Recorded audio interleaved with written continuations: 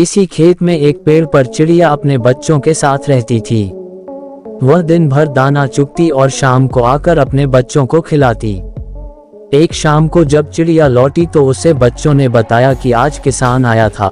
वो कह रहा था कि कल अपने बेटों को भेजेगा इस पेड़ को काटने के लिए, तो हमें अब ये जगह छोड़कर चले जाना चाहिए।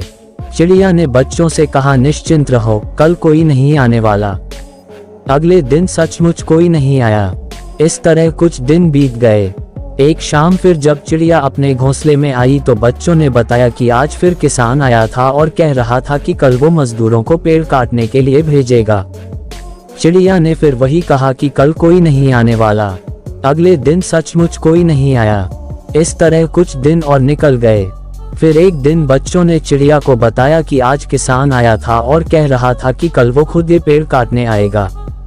चिड़िया ने अपने बच्चों से कहा कि अब हमें ये घोंसला छोड़ देना चाहिए। चिड़िया ने तब तक पास के पेड़ पर अपना घोंसला बना लिया था। वो बच्चों को वहां लेकर चली गई। अगले दिन चिड़िया के बच्चों ने देखा कि किसान आया और उसने पेड़ काट दिया। बच्चों ने चिड़िया से पूछा कि आपने जैसा कहा ठीक वैसा ही हुआ। आपने जब कहा पेड़ काटने कोई नहीं आएगा, उस दिन कोई नहीं आया, और आपने जब कहा आज पेड़ काट दिया जाएगा, उस दिन पेड़ सचमुच कट गया। चिड़िया ने अपने बच्चों को बताया कि जब तुमने कहा कि किसान आज खुद पेड़ काटने आएगा, मैं समझ गई कि किसान अब दूसरों पर निर्भर नहीं है, इसलिए वो आज ये काम करके ही रहेगा। इसके पहले किसान अपने बेटों पर, मजदूरों पर निर्भर था, इसलिए मैं निश्चिंत थी।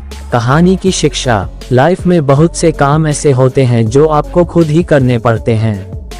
इसके लिए किसी दूसरे पर निर्भर रहना मूर्खता होती है। इसलिए अपने जरूरी कामों के लिए दूसरों पर डिपेंड रहना छोड़ दें, नहीं तो किसी दिन आपका बड़ा नुकसान हो सकता है।